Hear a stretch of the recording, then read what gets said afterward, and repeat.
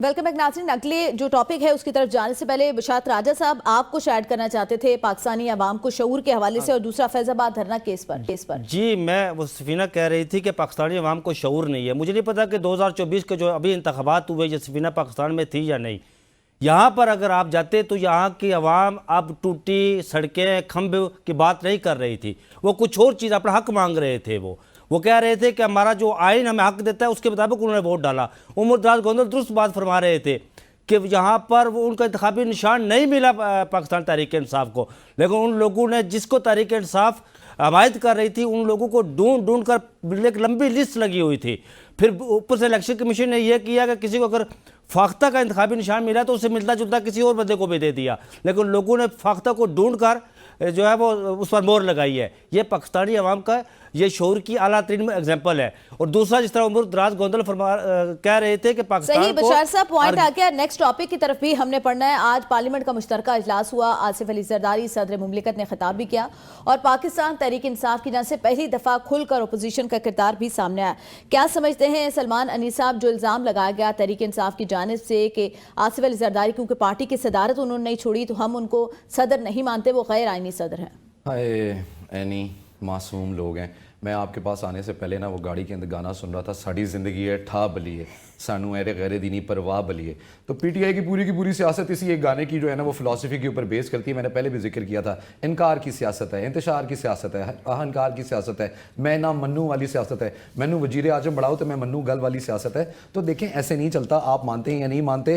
अब राजा साहब के साथ बसत एहतराम बहुत ज़्यादा इज़्ज़त के साथ बात यह है कि देखें आपकी बात बिल्कुल ठीक है, लोगों का प्यार अपनी जगह के ऊपर है, वो पसंदीदगी अपनी जगह के ऊपर है, लेकिन ग्राउंड रियलिटी को देखें। आसिफ अली जरदारी साहब सदर हैं इस मुल्क के, मियां मोहम्मद शहबाज शरीफ साहब इस मुल्क के वजीर आजम हैं। आप माने ना माने उससे हकीकत चेंज नहीं होगी। People who should be in the office और are there in the office are there in the office. तो आप ऐसे नहीं कर सकते। और जो ये बात है देखें, सारी चीज़ें एक ही तरफ जाती हैं और वो ये कि it's high time that we address the elephant in the room.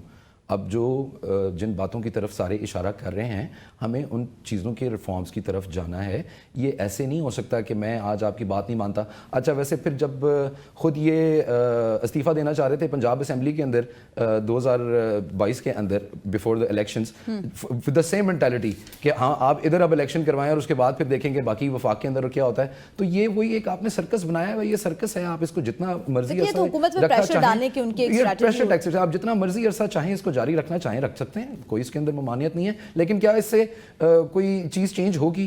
क्या इससे कोई ट्रांसफॉर्मेशन आएगी? नहीं आएगी। क्या गरीब आदमी की ज़िंदगी के ऊपर कोई फ़र्क पड़ेगा? मैं हमेशा कहता हूँ नहीं पड़ेगा। वो 16 रुपए की रोटी मिल रही है, नहीं मिल रही, पेट्रोल ऊपर जा रहा है, नहीं जा रहा, हमने अपनी इकोनॉमिक ग्रोथ का क्या करना है इसके ऊपर हम कोई बात नहीं कर रहे। वहाँ मैं नहीं मानता आपको सदर, इसके ऊपर अगर आपने सियासत करनी और बात करनी उमर का मैं पॉइंट ले लूँ। उमर आपका क्या पॉइंट है? अभी तक पाकिस्तान तहरीक इंसाफ मैं ना मानूं की पॉलिसी पे ही अमल पैरा है।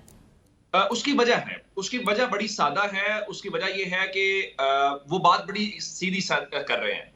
बात ये कर रहे हैं कि जनाब आप बताएं, मिसाल के तौर के ऊपर जब आप ये कहते हैं कि तहरीक इंसाफ ने खैबर पख्तूनख्वा में मिसाल के तौर पे मैंडेट चुराया, तो आतिफ खान कह रहे थे आप 5 हल्के बता दें कौन से खैबर पख्तूनख्वा के, हम वहां पे इलेक्शन करवा देते हैं, री इलेक्शन पे हम चलते हैं, फैसला करवा लेते हैं। क्या मुस्लिम लीग नून बता सकती है कौन से 5 हल्के लाहौर के या पंजाब के वहां पे री इलेक्शन करवा लेते हैं? अब रही बात के कि मुस्लिम तहरीक इंसाफ की जो सियासत है वो इस तरह से है उस तरह से है, क्या बिलावल जरदारी ने ये नहीं कहा था कि इमरान खान सिलेक्टेड वजीर आजम है? तो क्या अब इलेक्टेड हो गए? वो भी तो नहीं मानते थे, वो भी तो यही कुछ कहते थे। ये सियासत होती है, ये होती रहेगी। जिस तरह पाकिस्तान तहरीक इंसाफ ने एहतजाज किया, क्या बिलावल की वालिदा मोहतरमा और जरदारी साहब की अहलिया मोहतरमा बेनज़ीर भुट्टो साहिबा ने इसाक खान साहब के सामने गो बाबा गो का नारा नहीं लगाया था? ये होता है, ये पाकिस्तान की सियासत में आइंदा भी होता रहेगा। क्या मुस्लिम लीग नून जो है वो पीपल्स पार्टी की हुकूमत को मानती थी? क्या पीपल्स पार्टी आईजीआई की हुकूमत को मानती थी? नहीं मानती थी। अब लेकिन असल बात लेकिन उमर, क्या पीटीआई अपने मुतालबात जो हैं या अपनी मुश्किलात सिर्फ नारे और शोर शराबा करके पार्लियामेंट में आवाम को बता सकती है? नहीं, बिल्कुल भी नहीं। अब देखिए उनका हक था। आज पाकिस्तान की तारीख के अंदर मुनफरिद वाकया हुआ, वो क्या था? आज मुनफरिद वाकया ये हुआ कि आज हमें वहां पे चीफ्स दिखाई नहीं दिए। उस तकरीब के दौरान जब सदर मुमलिकत खिताब कर रहे थे, चीफ जस्टिस काजी फायज ईसा लाहौर में मौजूद है, वो नहीं गए। थोड़ा सा पहले तो गए थे आइन की उस तकरीब के दौरान, लेकिन आज तो उन्हें बतौर चीफ जस्टिस जाना था, क्यों नहीं गए?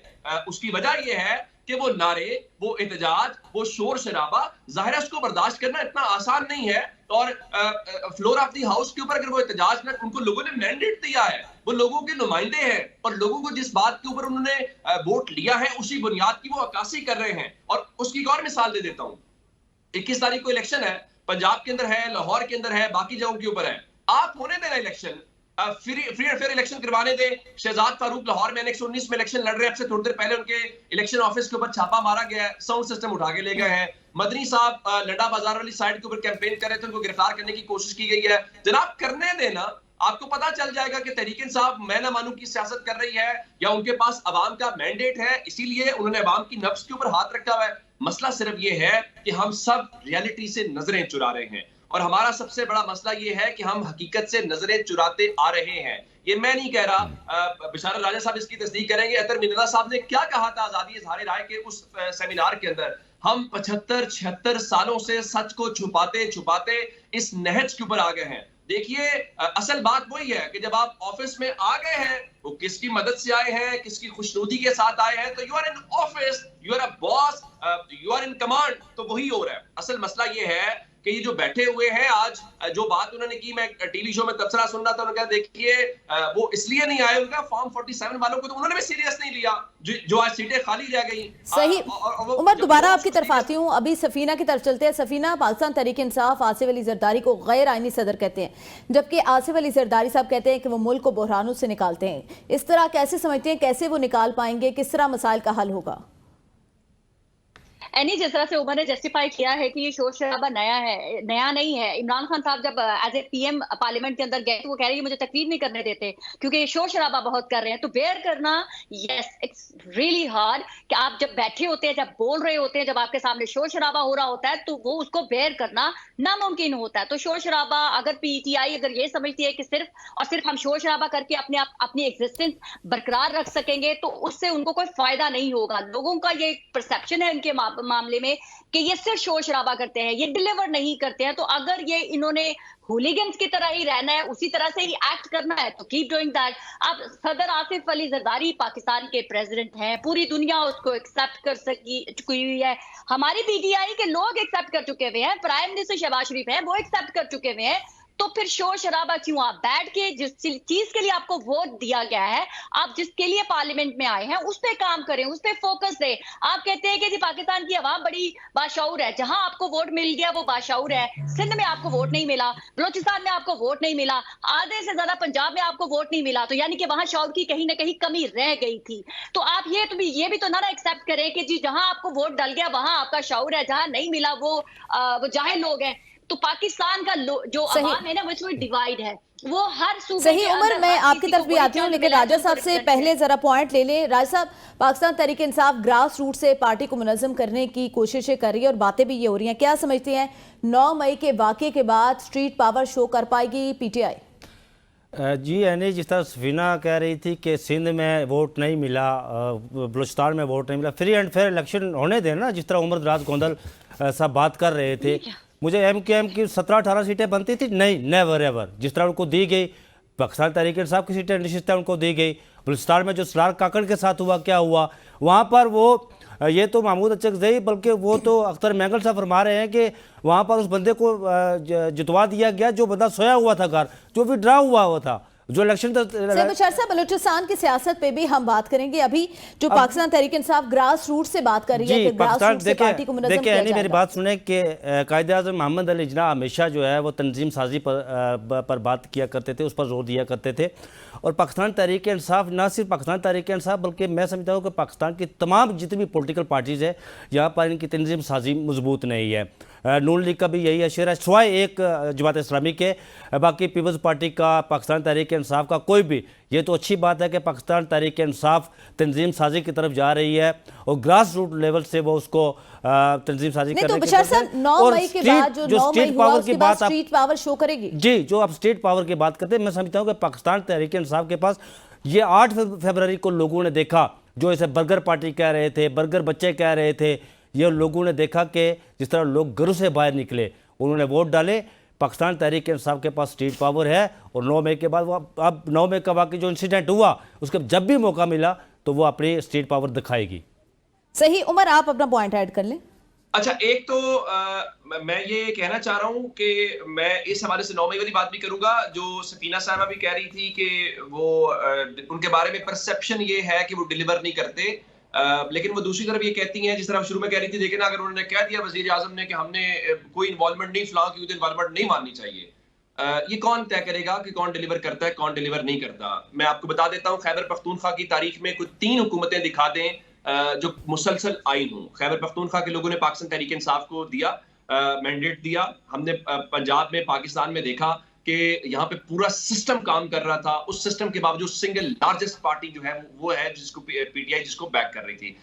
कराची की मिसाल जिस तरह बेचारा राजा दे रहे थे, आपने वो ऑडियो सुनी थी मुस्तफा कमाल वाली, वो कह रहे थे पीपल्स पार्टी ने पैगाम दिया कि एमकेएम की जो सीटें हैं वो मैंडेट आपको 100% जाली है। कह रहे आप हमारा 100 है तो आपका 200% जाली है।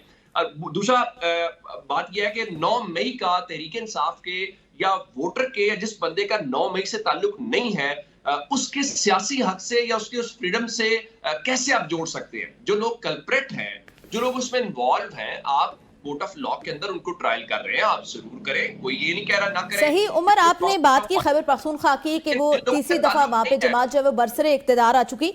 अली अमीन गंडापुर खुद 10 साल जो बदतरीन कारकर्दगी है उसका एतराफ भी कर चुके हैं। उन्होंने कहा भूल गए कि उनकी अपनी गवर्नमेंट आ गई है फिर तीसरी। अच्छा सफीना, अगर आप काउंटर करना चाहें उसके बाद ब्रेक की तरफ चलना। प्लीज, मैं ये कहना चाह रही हूँ कि जो यही तो मैं कह रही हूँ, पाकिस्तानी अवाम के अंदर शाउर नहीं है। आप जिद में पाकिस्तानी वोटर जो है वो वोट दे देता है, लेकिन जो असल उनके हक है उसका उनको कोई पता नहीं है। एक ही पार्टी को बार बार लाना, फिर तो ये नून लीग भी बार बार आती रही है, चौथी दफा इख्तियार में आ गई है तो उनके भी वोटर है, वो भी शाउर है। फिर तो आप ये देखें कि वोट दे देने के बाद वोट की अकाउंटेबिलिटी करना अवाम का राइट होता है कि जिसको वो वोट दिया गया क्या उन्होंने डिलीवर किया है। सिर्फ जिद की वजह से आपने एक शख्स को वोट देना है तो वो एक सेपरेट चीज है, वो फिर वो आपका शाउर नहीं है। सही पॉइंट टेकन सफीना। ब्रेक का यहाँ पे वक्त हुआ है, ब्रेक से वापस आके इस टॉपिक की तरफ बढ़ते हैं, हमारे साथ रहिएगा।